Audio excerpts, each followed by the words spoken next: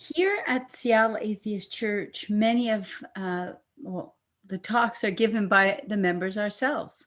We have a planning meeting once a quarter that's open to the whole community where we brainstorm ideas for talks we want to give and hear, and then we vote on those ideas. For today, please join me in welcoming Jack, who's going to give a talk entitled The Parable of Chesterton's Fence and Unintended Consequences. Thanks, Ruth. Okay, so since I will be sharing my screen, that's going to take up pretty much my entire visual field here, so I won't be able to watch the chat. So if there's something important, please feel free to interrupt me. My mic stops working or whatever kind of thing. Okay, well, hello everyone, and I'm glad you could join us. Our selections today come from the Farnam Street Blog, which I've only recently come across. From their About page on their website, Farnam Street helps you master the best of what other people have already figured out. Their aim is to help you think better, perform better, and live a better life. Their readers include students, teachers, CEOs, coaches, athletes, artists, leaders, followers, politicians, and more. They're not defined by gender, age, income, geography, or politics, but rather by a shared passion for living a meaningful life, doing good, and avoiding problems before they happen. The first selection resonates strongly with me personally from some of my experiences growing up, trying to be helpful, but sometimes making things worse when I thought I was making them better. It also resonates strongly with me from some of my experiences working in tech, which often involves changing complex systems that can break in a billion different ways if you're not careful. So, without further preamble, let's get started with the first selection. Chesterton's Fence, a lesson in second-order thinking. A core component of making great decisions is understanding the rationale behind previous decisions. If we don't understand how we got here, we run the risk of making things much worse. When we seek to intervene in any system created by someone, it's not enough to view their decisions and choices simply as the consequences of first-order thinking, because we can inadvertently create serious problems. Before changing anything, we should wonder whether the designers were using second-order thinking. Their reasons for making certain choices might be more complex than they seem at first. It's best to assume they knew things we don't, or had experience that we can't fathom, so we don't go for quick fixes and end up making things worse. Second-order thinking is the practice of not just considering the consequences of our decisions, but also the consequences of those consequences. Everyone can manage first-order thinking, which is just considering the immediate, anticipated results of an action. It's simple and quick, usually requiring little effort. By comparison, second-order thinking is much more complex and time-consuming. The fact that it is difficult and unusual is what makes the ability to do it such a powerful advantage. Second-order thinking will get you extraordinary results, and so will learning to recognize when other people are using second-order thinking. To understand exactly why this is the case, let's consider Chesterton's Fence, described by G.K. Chesterton himself as follows, quote, "There exists in such a case a certain institution or law, let us say, for the sake of simplicity, a fence or gate erected across a road. The more modern type of reformer goes gaily up to it and says, 'I don't see the use of this. Let us clear it away.'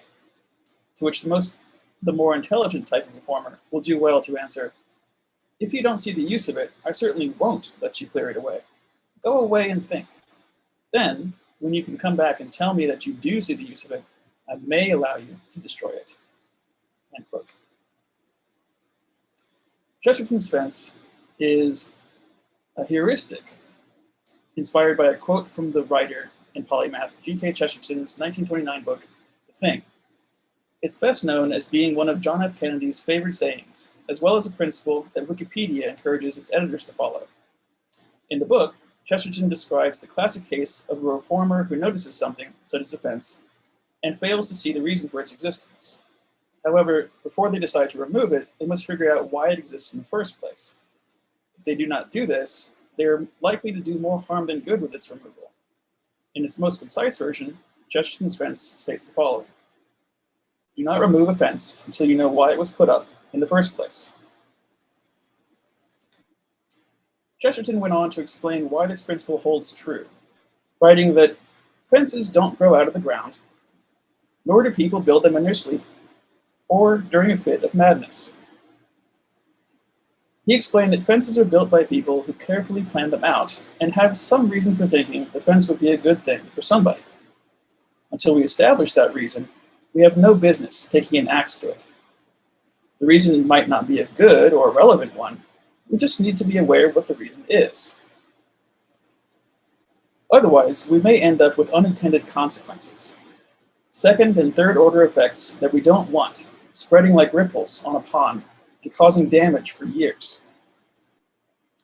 Elsewhere, in his essay collection called Heretics, Chesterton makes a similar point detailed here. Suppose that a great commotion arises in the street about something.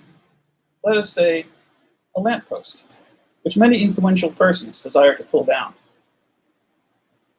A gray-clad monk, who is in the spirit of the Middle Ages, is approached upon the matter and begins to say, in the arid manner of the schoolmen, let us first of all consider, my brethren, the value of light. If light be in itself good, at this point he is somewhat excusably knocked down. All the people make a rush for the lamppost. The lamppost is down in 10 minutes, and they go about congratulating each other on their un-medieval practicality.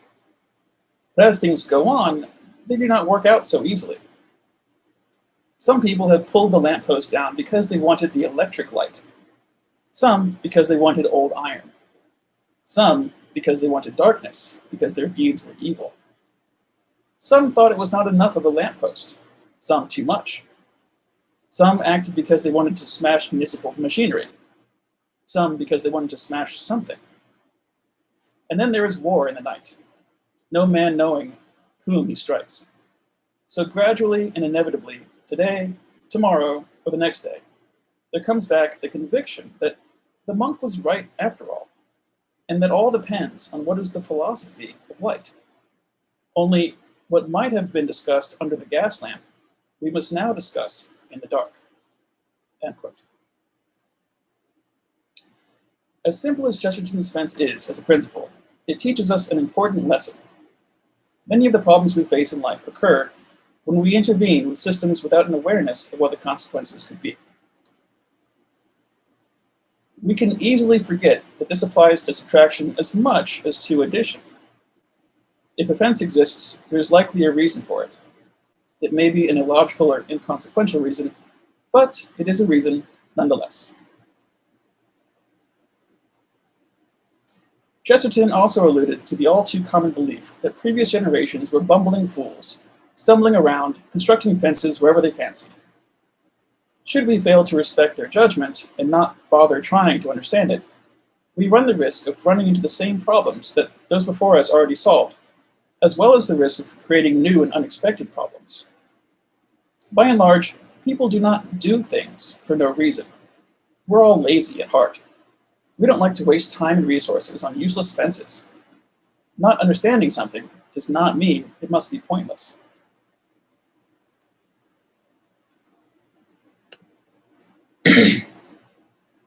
Consider the case of supposedly hierarchy-free companies.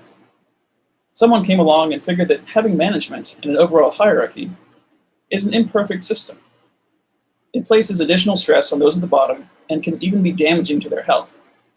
It leaves room for abuse of power and manipulative company politics. It makes it unlikely that good ideas from those at the bottom will get listened to. However, despite the numerous problems inherent in hierarchical companies, doing away with the structure altogether belies a lack of awareness of the reasons why it was so ubiquitous. Someone needs to make decisions and be held responsible for their consequences. During times of stress or disorganization, people naturally tend to look to leaders for direction. Without a formal hierarchy, people often form an invisible one, which is far more complex to navigate and can lead to the most charismatic or domineering individual taking control, rather than the individual who's most qualified. It is certainly admirable that hierarchy-free companies are taking the enormous risk inherent in breaking the mold and trying something new. However, their approach ignores Chesterton's fence and doesn't address why hierarchies exist within companies in the first place. Simply removing them does not necessarily lead to a fairer, more productive system. Yes, doing things the way they've always been done means getting what we've always got. There's certainly nothing positive about being resistant to any change. Things become out of date and redundant with time. Sometimes an outside perspective is ideal for shaking things up and finding new ways. Even so, we can't let ourselves be too overconfident about the redundancy of things that we see as pointless. Or, to paraphrase Rory Sutherland, the peacock's tail is not about efficiency. In fact, its whole value lies in its inefficiency. It signals that a bird is healthy enough to waste energy growing it and has the strength to carry it around. Peahens use the tails of peacocks as guidance for choosing which mates are likely to have the best genes to pass on to their offspring. If an outside observer were to somehow swoop in and give peacocks regular functional tails, it would be more energy efficient and practical, but it would deprive them of the ability to advertise their genetic potential. All of us, at one point or another, make some attempt to change a habit to improve our lives. If you're engaging in a bad habit, it's admirable to try to eliminate it. Except, part of why many attempts to do so fail is that bad habits do not appear out of nowhere. No one wakes up one day and decides they want to start smoking, or drinking every night, or watching television until the wee hours of the morning. Bad habits generally evolve to serve an unfulfilled need. Connection, comfort, distraction, take your pick. Attempting to remove the habit and leave everything else untouched does not eliminate the need, and can simply lead to a replacement habit that might be just as harmful or even worse. Because of this, more successful approaches often involve replacing a bad habit with a good, benign, or at least less harmful one, or dealing with the underlying need. In other words, that fence went up for a reason, and it can't come down without something either taking its place or removing the need for it to be there in the first place. Chesterton's fence is not an admonishment of anyone who tries to make improvements. It's a call to be aware of second-order thinking before intervening. It reminds us that we don't always know better than those who made decisions before us, and we can't see all the nuances to a situation until we're intimately familiar with it. Unless we know why someone made a decision, we can't safely change it or conclude that they were wrong. The first step before modifying an aspect of a system is to understand it. Observe it in full. Note how it interconnects with other aspects, including ones that might not be linked to you personally. Learn how it works, and then propose your change. That's all for our first selection. The second and final selection for today is another post on the Farnam Street Blog, which was linked to in the previous selection. The Law of Unintended Consequences. Shakespeare, cobra breeding, and a tower in Pisa. When we try to make a single change within a complex system, we often end up causing unintended consequences. These can be positive or negative. If we don't anticipate unintended consequences, we can't expect to achieve our desired outcomes. In 1890, a New Yorker named Eugene Schieffelin took his intense love of Shakespeare's Henry VI to the next level. Most Shakespeare fanatics channel their interest by going to see performances of the plays, meticulously analyzing them, or reading everything they can about the playwright's life. Schieffelin wanted more. He wanted to look out his window and see the same kind of birds in the sky that Shakespeare had seen. Inspired by a mention of starlings in Henry VI, Schieffelin released 100 of the non-native birds in Central Park over 2 years. He wasn't acting alone. He had the support of scientists and the American Acclimatization Society. We can imagine him watching the starlings flutter off into the park and hoping for them to survive and maybe breed, which they did. In fact, the birds didn't just survive, they thrived and bred like weeds. Unfortunately, Schieffelin's plan worked too well. Far, far too well. The starlings multiplied exponentially, spreading across America at an astonishing rate. Today, we don't even know how many of them live in the US, with official estimates ranging from 45 million to 200 million. Most, if not all of them, are descended from Schieffelin's initial 100 birds. The problem is that, as an alien species, the starlings wreak havoc because they were introduced into an ecosystem that they were not naturally part of, and the local species had, and still have, no defense against them. If you live in an area with a starling population, you are doubtless familiar with the hardy, fearless nature of these birds. They gather in enormous flocks, destroying crops, snatching food supplies from native birds, and scavenging in cities.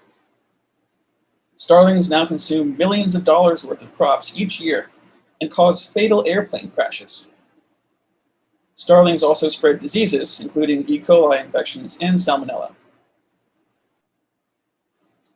Schieffelin's starlings are a prime example of unintended consequences. In the book, Best Laid Plans, The Tyranny of Unintended Consequences and How to Avoid Them, William A. Sheridan writes, quote, "Sometimes unintended consequences are catastrophic, sometimes beneficial. Occasionally, their impacts are imperceptible, at other times, colossal. Large events frequently have a number of unintended consequences, but even small events can trigger them.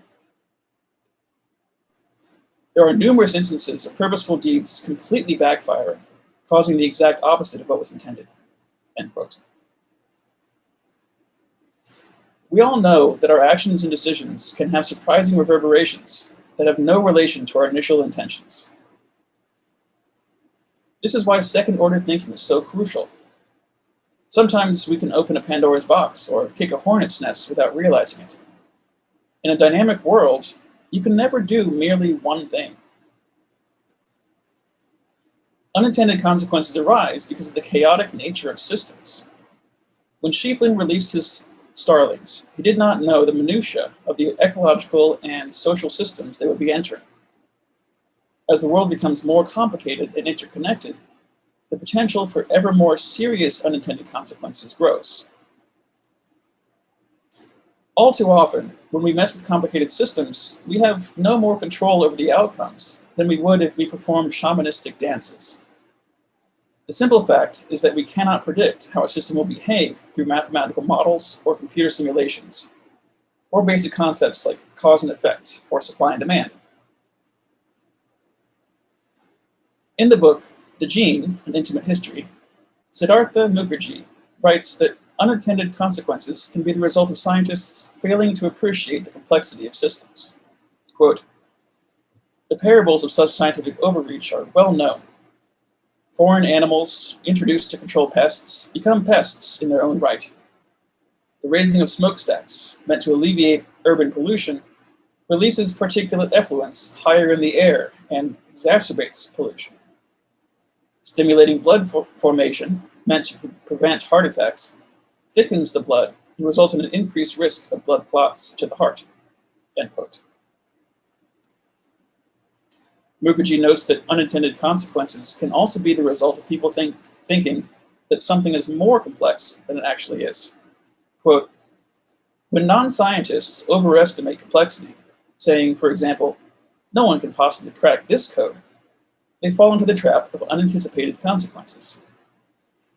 In the early 1950s, a common trope among some biologists was that the genetic code would be so context-dependent, so utterly determined by a particular cell in a particular organism, and so horribly convoluted that deciphering it would be impossible. The truth turned out to be quite the opposite. Just one molecule carries the code, and just one code pervades the biological world. If we know the code, we can intentionally alter it in organisms, and ultimately in humans." End quote. As was mentioned in this quote from Sheridan above, sometimes perverse unintended consequences occur when the actions have the opposite of the desired effect. From the book, The Nature of Change, or The Law of Unintended Consequences by John Mansfield. Quote, "An example of an unexpected results of change is found in the clearing of trees to make available more agricultural land. This practice has led to rising water tables and increasing salinity, which eventually reduces the amount of usable land. End quote. Some additional examples. Suspending problematic children from school worsens their behavior, as they are more likely to engage in criminal behavior when outside of school. Damage control lawsuits can lead to negative media attention and cause more harm, as occurred in the notorious McLibel case. Banning alcohol has, time and again, led to higher consumption and the formation of criminal gangs, resulting in violent deaths. Abstinence-based sex education invariably causes a rise in teenage pregnancies. Many people who experience a rodent infestation will stop feeding their cats, assuming that this will encourage them to hunt more. The opposite occurs. Well-fed cats are better hunters than hungry ones. When the British government offered financial rewards for people who killed and turned in cobras in India, people, reacting to incentives, began breeding the snakes. Once the reward program was scrapped, the population of cobras in India rose as people released the ones they had raised. The same thing occurred in Vietnam with rats. This phenomenon of the outcome being the opposite of the intended one is known as blowback, or the cobra effect, for obvious reasons. Just as with iatrogenics, interventions often lead to worse problems. Sometimes the consequences are mixed and can take a long time to appear, as with the famous Leaning Tower of Pisa. From the book, The Nature of Change again, quote, "When the tower was built, it was undoubtedly intended to stand vertical. It took about 200 years to complete, but by the time the third floor was added, the poor foundations and loose subsoil had allowed it to sink on one side. Subsequent builders tried to correct this lean, and the foundations have been stabilized by 20th century engineering. But at the present time, the top of the tower is still about 15 feet from the perpendicular.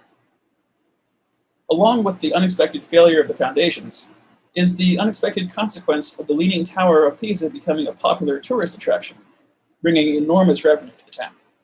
End quote.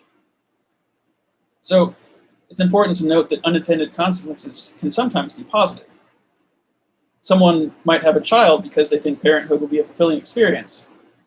If their child grows up and invents a drug that saves thousands of lives, that consequence is positive, yet unplanned.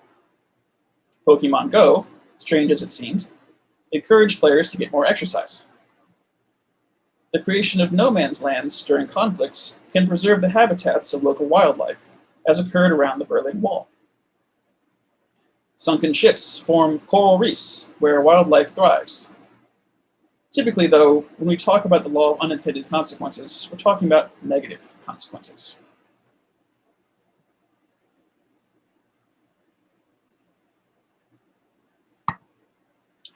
By their nature, unintended consequences can be a mystery. I'm not a fan of the term unintended consequences, though, as it's too often a scapegoat for poor thinking. Most unintended consequences are just unanticipated consequences. When we reflect on the roots of consequences that we failed to see, but could have, we are liable to build a narrative that packages a series of chaotic events into a neat chain of cause and effect. A chain that means we don't have to reflect on our decisions to see where we went wrong. A chain that keeps our egos intact. Sociologist Robert K. Merton has identified 5 potential causes of consequences we fail to see. First is our ignorance of the precise manner in which systems work. Second is analytical errors or failure to use Bayesian updating. That is, not updating our beliefs in light of new information. Third is focusing on short-term gain while forgetting long-term consequences. Fourth, the requirement for or prohibition of certain actions despite potential long-term results. And finally, the creation of self-defeating prophecies. For example, due to worry about inflation, a central bank announces that it will take drastic action, thereby accidentally causing crippling deflation amidst the panic.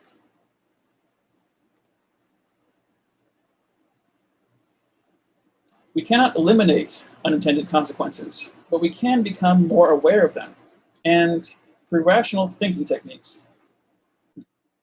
In this final section, we will examine some ways of working with and understanding the unexpected. Note that the examples provided here are simplifications of complex issues. The observations made about them are those of armchair critics, not those involved in the actual decision-making. The first technique is inversion.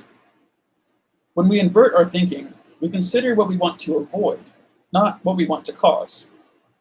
Rather than seeking perfection, we should avoid stupidity. By considering potential unintended consequences, we can then work backward. For example, the implementation of laws which required cyclists to wear helmets at all times led to a rise in fatalities. People who feel safer behave in a more risky manner. If we use inversion, we know we do not want any change in road safety laws to cause more injuries or deaths. So we could consider other solutions, perhaps creating stricter laws surrounding risky cycling and enforcing penalties for those who fail to follow them.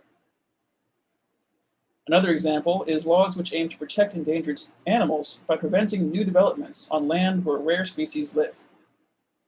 Imagine that you're a landowner about to close a lucrative deal. You look out at your land and notice a smattering of endangered wildflowers. Do you cancel the sale and leave the land to the flowers? Of course not. Unless you're exceptionally honest, you grab a spade, dig up the flowers, and keep them a secret. Many people shoot, poison, remove, or otherwise harm endangered animals and plants. If lawmakers used inversion, they would recognize that they want to avoid those consequences and work backward. The key is to focus on avoiding the worst unintended consequences rather than on controlling everything. Another technique is looking for disconfirming evidence. Instead of looking for information that confirms that our actions will have the desired consequences, we should rigorously search for evidence that they will not. How did this go in the past? Take the example of laws requiring the minimum wage and workers' rights. Every country has people pushing for higher minimum wage and for more protection of workers. If we search for disconfirming evidence, we see that these laws can do more harm than good. The French appear to have perfected labor laws. All employees are, on the face of it, blessed with a minimum wage of over 17,000 euros per year, a 35-hour work week, 5 weeks paid holiday, and strict protection against layoffs. So why don't we all just move to France? Because these measures result in a lot of negative unintended consequences. Unemployment rates are high, as many businesses cannot afford to hire many employees. Foreign companies are reluctant to hire French workers, as they can't fire them during tough economic times. Everyone deserves a fair minimum wage and protection from abuse of their rights, but France illustrates how taking this principle too far can have negative unintended consequences. Another technique is understanding our circle of competence. Each of us has areas we understand well and are familiar with. When we act outside of our circle of competence, we increase the risk of unintended consequences. If you decide to fix your boiler without consulting a plumber, you are acting outside of your circle of competence and have a good chance of making the problem worse. When the British government implemented bounties for dead cobras in India, their circle of competence did not include an understanding of the locals. Perhaps if they had consulted some Indian people and asked how they would react to such a law, they could have avoided causing a rise in the cobra population. Another technique is second-order thinking. We often forget that our actions can have two layers of consequences, of which the first might be intended and the second unintended. With Schieffelin starlings, the first layer of consequences was positive and as intended.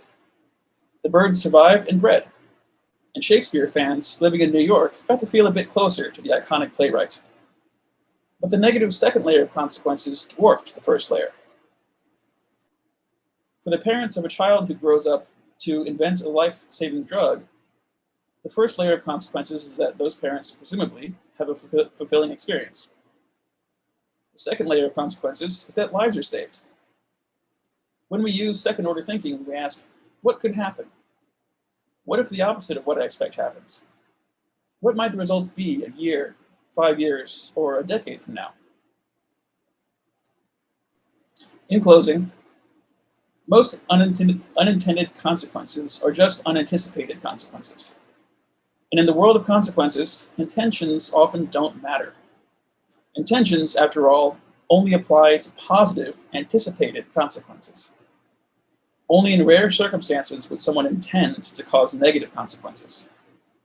So, when we make decisions, we must ask, what will the consequences be?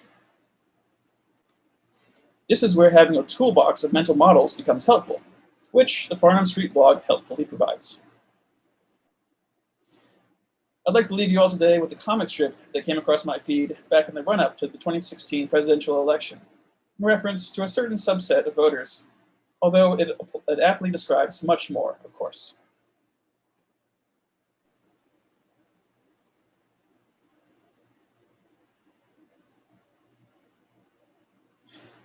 Thank you.